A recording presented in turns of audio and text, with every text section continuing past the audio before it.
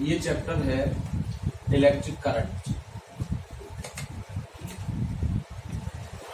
सबसे पहले अपन लोग ध्यान देते हैं करंट होता क्या है, इसको अपन डिफाइन करते हैं कि करंट हमारी चीज क्या है। इसके बाद में फिर अपन आगे की कोई चीज को स्टडी करेंगे। करंट को बेटा प्रॉपर नाम अपन लोग इलेक्ट्रिक करंट बोलेंगे। इलेक्ट्रिक करंट को जब अपन डिफाइन करते हैं इसकी डेफिनेशन में आता है, 10th क्लास में भी अपन लोगों ने पढ़ा है, the rate of flow of current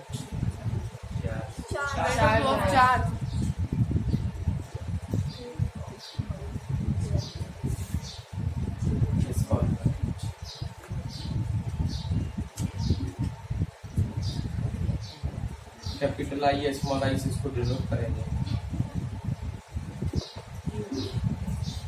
इसकी जो यूनिट है उसको अपन एम्पियर लिखेंगे।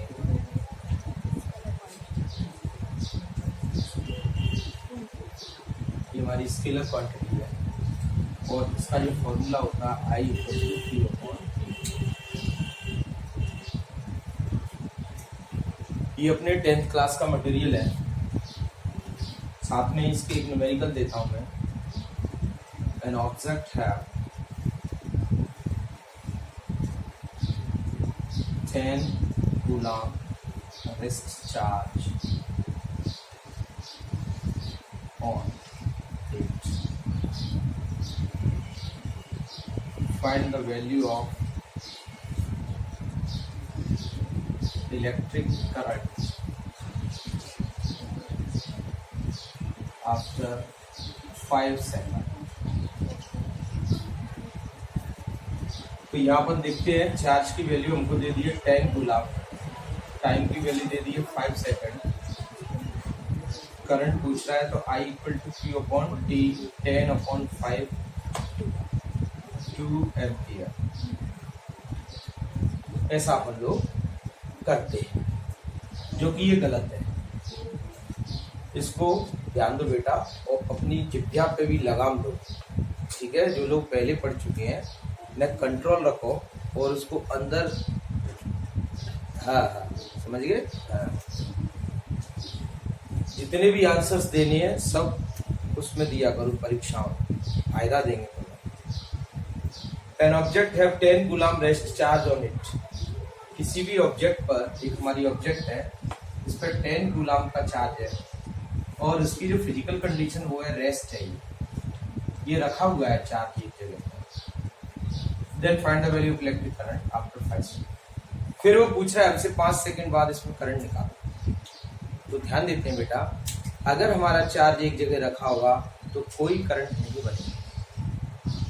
करंट के फ्लो होने के लिए चार्ज का फ्लो होना नेसेसरी। तो इसी डेफिनेशन को जरा अच्छे से समझते हैं। जब भी कभी भी किसी फॉर्मूले में टाइम नीचे आ जाए आप उसको रेट बना देते हैं। क्या बोलते हैं उसको? रेट। तो हमारे इस फॉर्मूले में टाइम नीचे आ गया, इसलिए अपन रेट वर्ड का इस्तेमाल करेंगे। तो the rate of flow of charge, charge का चलना। क्लियर हो रहा है इस डेफिनेशन से? ध्यान दो बार बार। The rate of flow of charge is called current. तो चार्ज के चलने की ही रेट को अपन करंट कहेंगे।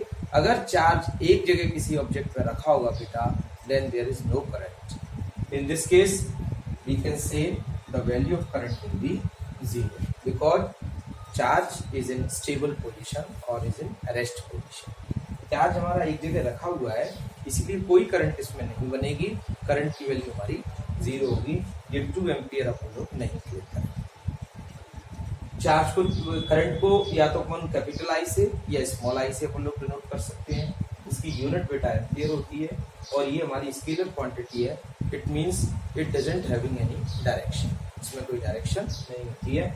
I equal to Q upon T इसका फॉर्मूला होता है। दूसरी इसकी यूनिट कूलम पर सेकंड भी हो सकती है। 11th क्लास में फिजिक्स में काफी यूनिट्स पढ़े। तो ये थोड़ा करंट के बारे में अपन लोगों ने ओवरव्यू दिया, नोट कर लो।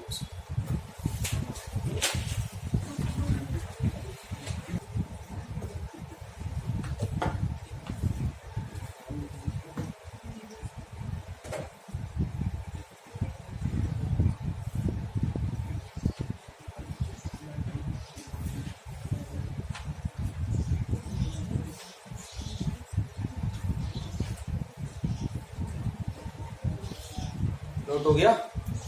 अब देखो अभी भी नहीं हुआ नोट, ये न्यूमेरिकल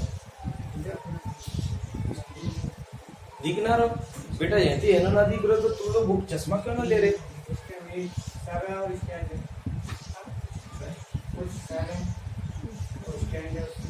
इधर बैठ जाते, नहीं तो सरू रहे हो और स्टैंड रहे हो न्यो। अब को तो अल्टरनेटिंग करंट और एक डायरेक्ट करंट। अल्टरनेटिंग करंट को एसी कहते हैं और डायरेक्ट करंट को अपन लोग डीसी कहते हैं। इसमें फ्रीक्वेंसी जो होती है अपने इंडिया के अंदर जो अल्टरनेटिंग करंट इस्तेमाल होती है उसकी फ्रीक्वेंसी 50 हर्ट्ज होती है और डायरेक्ट करंट जो होती है उसकी फ्रीक्वेंसी 0 हर्ट्ज होती है। अलग अलग कंट्री में अलग अलग फ्रीक्वेंसी की करंट को इस्तेमाल करते हैं। अमेरिका में जो करंट इस्तेमाल होती है उसकी फ्रीक्वेंसी 60 हर्ट्ज होती है। थोड़ा सा और तुमको और डिटेल दूं, सबसे पहले क्या हुआ था, ये जो इलेक्ट्रिक करंट बनी थी ये अमेरिका के अंदर ही बनी थी और अमेरिका में सबसे पहली जो करंट का जनरेशन हुआ था वो डीसी करंट बनाई थी और ये जो डीसी करंट थी वो 60 हर्ट्ज की करंट थी, 110 पोटेंशियल था। ये करंट सबसे पहले अमेरिका में बनाई गई थी। क्योंकि ब्रिटेन के लोग क्या करते थे, ये अमेरिकन पीपल्स थे, ब्रिटेन के जो अंग्रेज थे ये लोग इनसे थोड़ा हेट करते हैं अमेरिकन पीपल से। ये ब्रिटेन के लोगों ने सबसे पहले करंट बनाई थी और अपनी जो इंडिया में जो करंट बनी थी वो एसी करंट का जनरेशन हुआ था क्योंकि यहाँ पर इंग्लैंड के पीपल का ही एडमिनिस्ट्रेशन था। तो वहाँ के लोगों ने अपने इंडिया में एसी करंट बनाई और इस करंट की जो फ्रीक्वेंसी थी वो 50 हर्ट्ज थी।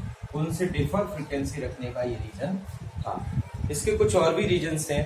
50 हर्ट्ज की जो अल्टरनेटिंग करंट होती है they have a less amount of losses compare to 60 hertz current. बहुत कम लॉसेस होते हैं इसके अंदर और इसीलिए उन्होंने 50 हर्ट्ज की करंट बनाई थी। इंडिया के अंदर इस समय 50 हर्ट्ज की जो है करंट इस्तेमाल हो रही है और डीसी जो करंट होती है उसकी फ्रीक्वेंसी 0 है। नोट कर लीजिए।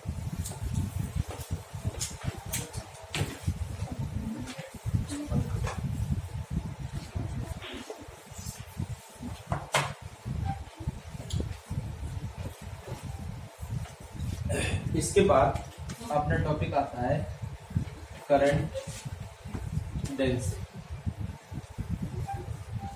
इसकी ओटी बन सकती है और न्यूमेरिकल बन सकता है। करंट डेंसिटी के लिए डेफिनेशन होती है the current flowing per unit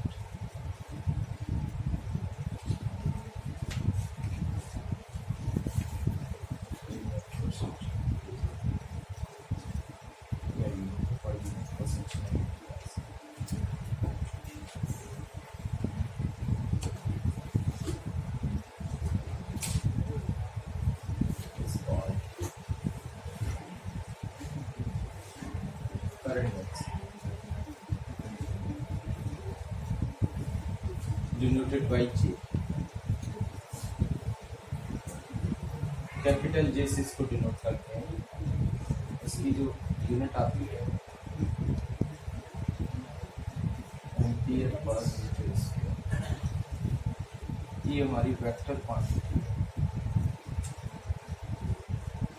इसका जो फॉर्मूला होता है Z इक्वल टू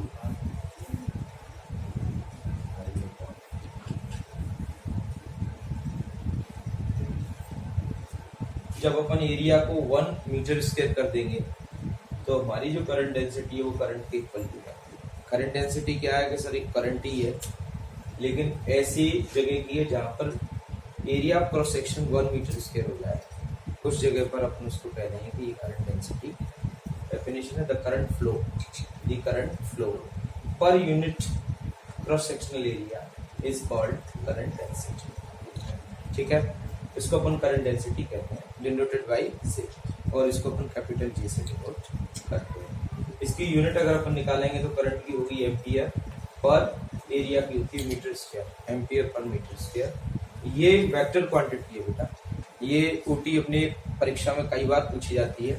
करंट एक स्केलर क्वांटिटी है, whereas current density is a vector quantity. क्यों वेक्टर क्वांटिटी होगी बेटा? ये इसलिए वेक्टर क्वांटिटी हो गई क्योंकि इसके फॉर्मूले में ये एरिया आ रहा है, एरिया हमारी वेक्टर क्वांटिटी है, इसी कारण से हमारा जो करंट डेंसिटी है it is also a vector quantity. Sir ये वेक्टर क्वांटिटी है तो इसकी डायरेक्शन होगी जरूर, ऑफकोर्स इसकी डायरेक्शन होती है। सपोज करो बेटा ये जो इलेक्ट्रॉन्स हैं इनकी डायरेक्शन ये है, इनका अपोजिट डायरेक्शन में करंट डेंसिटी की डायरेक्शन होती है। तो direction of current density is the opposite direction of flow of current. Electrons के फ्लो करने की अपोजिट डायरेक्शन में हमारी करंट डेंसिटी की डायरेक्शन होती है।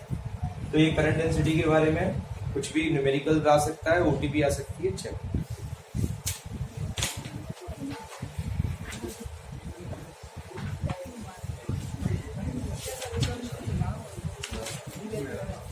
ओम्स लॉ, ध्यान दो जरा। ओम्स लॉ की स्टडी में अपन क्या देखते हैं कि हमारे पास एक कंडक्टर है ए बी, एक कंडक्टर का वायर है, इसका मतलब इसमें अपन करंट इजीली फ्लो कर सकते। हमने क्या किया, इसके ये दो एंड्स हैं, इन एंड्स के बीच में बेटा हमने बैटरी लगा दी, ऑन ऑफ के लिए हमने इसको की लगा दी। ये हमने बैटरी अगर लगा दी है तो इस बैटरी की ये पॉजिटिव प्लेट और ये नेगेटिव प्लेट, माना इसमें जो पोटेंशियल डिफरेंस अपन ने अप्लाई किया है वो V वोल्ट है। ध्यान देना बेटा, मैं जिस लेंगे, देखो 10th में भी आपने ओम्स लॉ पढ़ा है, अभी भी पढ़ रहे हो, जब भी आप एयरफोर्स, नेवी, एनडीए किसी की भी तैयारी करोगे तब भी ओम्स लॉ पढ़ोगे। मैं आपको बिल्कुल फुल ओम्स लॉ का पूरी डिटेल दे रहा हूँ, इससे ज्यादा आप कुछ भी कंपटीशन की तैयारी करने जाना कोई नहीं पढ़ाएगा। तो जो चीज मैं बता रहा हूँ उसको पूरी को पढ़ लो, फायदा देगा ये। इसमें क्या है कि मैंने ए और बी के बीच में बैटरी लगाई है, ऐसा मैं बोल रहा हूँ, इसको बोलने के और भी तरीके हैं, ध्यान दें। मैंने ये जो बैटरी लगाई है ये इसका पॉजिटिव टर्मिनल है, ये इसका नेगेटिव टर्मिनल है। आपको मैंने बताया पॉजिटिव टर्मिनल का मतलब होता है हाई पोटेंशियल और नेगेटिव टर्मिनल का मतलब होता है लो पोटेंशियल। इसका मतलब मैंने इस एंड को हाई पोटेंशियल पर कर दिया है और इस एंड को मैंने लो पोटेंशियल पर कर दिया है, यानी एंड ए हमारा हाई पोटेंशियल, एंड बी हमारा low potential. It means is that हमने अपने कंडक्टर के एंड्स के बीच में पोटेंशियल का डिफरेंस लगा दिया है। One and is on high potential, another and is on low potential. तो हमने अपने कंडक्टर के एंड्स पर एक पोटेंशियल डिफरेंस अप्लाई कर दिया है। ऐसा हम कह सकते हैं कि हमने दोनों एंड्स पे बैटरी लगा दी या दोनों एंड्स पे पोटेंशियल डिफरेंस अप्लाई कर दिया। हमारे ओम्स ने क्या कहा था कि देखो बेटा, मैं आपको एक टॉपिक लीव कर चुका, what are the conditions to flow of current. Current को फ्लो होने की कंडीशंस क्या है? तो अपन ने देखा था कि पहली कंडीशन तो वो थी कि चार्ज अगर हमारा मोशन में होगा तभी हमारी करंट फ्लो होगी। अब ये दूसरी कंडीशन और बता रहा हूं, if there is a potential difference, अगर पोटेंशियल डिफरेंस है तो ही हमारी करंट फ्लो होगी, पोटेंशियल डिफरेंस नहीं है तो कोई करंट फ्लो नहीं। ध्यान देते हैं, तो यहाँ पर सर हमने पोटेंशियल डिफरेंस कर दिया क्रिएट, ऑब्वियसली करंट फ्लो हो जाएगी, करंट हमारी फ्लो करके फ्लो होने लगेगी। तो देखो, ओम्स लॉ को स्टडी करने के लिए अपन कुछ स्टेप्स बनाते हैं, किन स्टेप्स में अपन इसकी स्टडी करेंगे। पहला है इसका स्टेटमेंट, कि भाई हमारे पास इसका स्टेटमेंट होना चाहिए। दूसरा है इसकी मैथमेटिकल फॉर्म, इसकी मैथमेटिकल फॉर्म क्या है। तीसरा है इसका इलेक्ट्रिक सर्किट, कैसा होगा इसका electric circuit. Fourth one is that कि इसका जो है ग्राफ क्या आएगा। नेक्स्ट है इसकी कंडीशन क्या होगी, ओम्स लॉ कब अप्लाइड होगा। सिक्स्थ वन इसका प्रैक्टिकल इलेक्ट्रिक सर्किट बनाओ।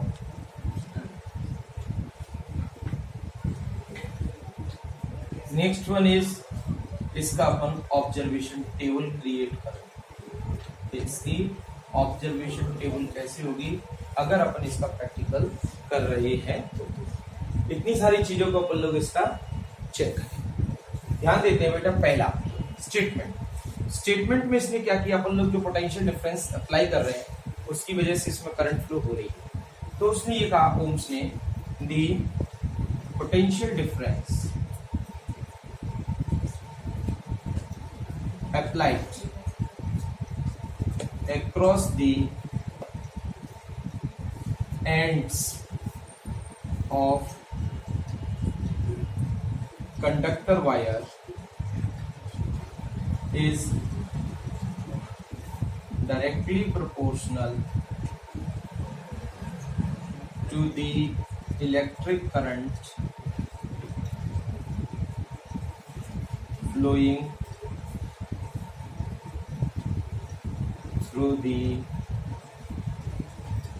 conductor wire। इसका स्टेटमेंट हमसे ये कह रहा है कि हमने जो पोटेंशियल डिफरेंस अप्लाई किया है, that is V, is directly proportional to electric current. इसमें जो करंट फ्लो हो रही है flowing through the conductor wire, उसके डायरेक्टली प्रोपोर्शनल होता है। ठीक है साहब। तो V प्रोपोर्शनलिटी हटाएंगे, कांस्टेंट आता है, यहाँ पर कांस्टेंट आएगा, वो R आएगा, R into I। This one is the mathematical form of Ohm's law. हमारा स्टेटमेंट ये क्लियर है, मैथमेटिकल फॉर्म ये क्लियर। यहाँ पर लिखेंगे R is proportionality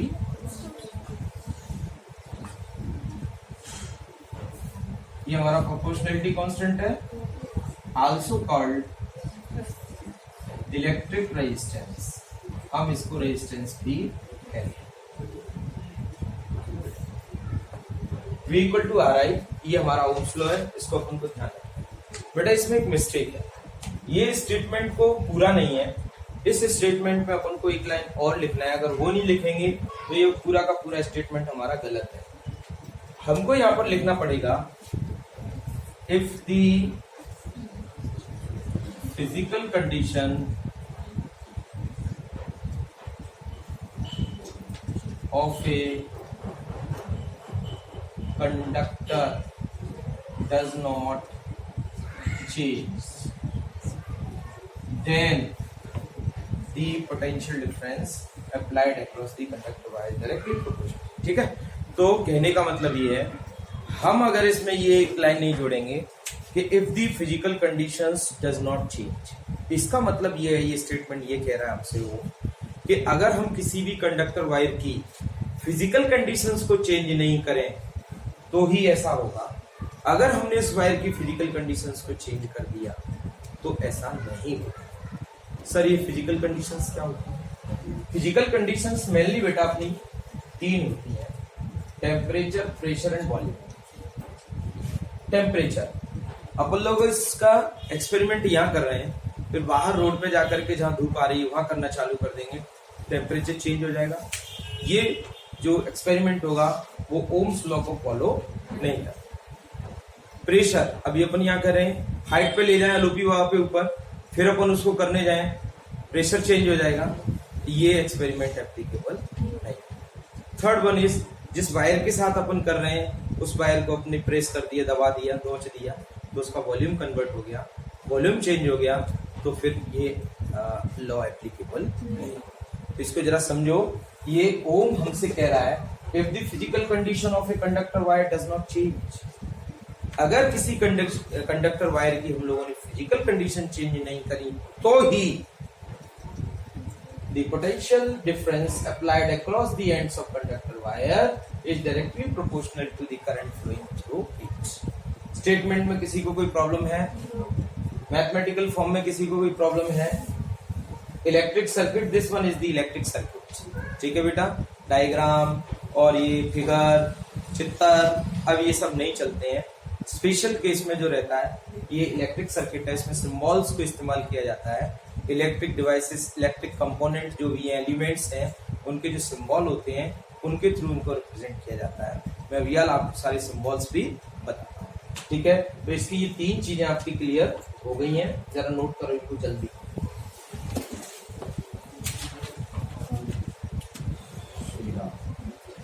Ohm's law का ग्राफ बनाते समय अपन को ध्यान देना है, first of all we have to note down the mathematical form of Ohm's law, that is V equal to R I. हम लोगों ने बेटा 10th क्लास के मैथ्स में एक स्ट्रेट लाइन की जनरल इक्वेशन पढ़ी है, उसका फॉर्मूला है y equal to mx plus c। इसका जब अपन ग्राफ बनाते हैं, y एक्सिस पे y लिया जाता है, x एक्सिस पर x लिया जाता है, और ये एक स्ट्रेट लाइन की इक्वेशन आती है जो y एक्सिस पे c इंटरसेक्शन काटती है।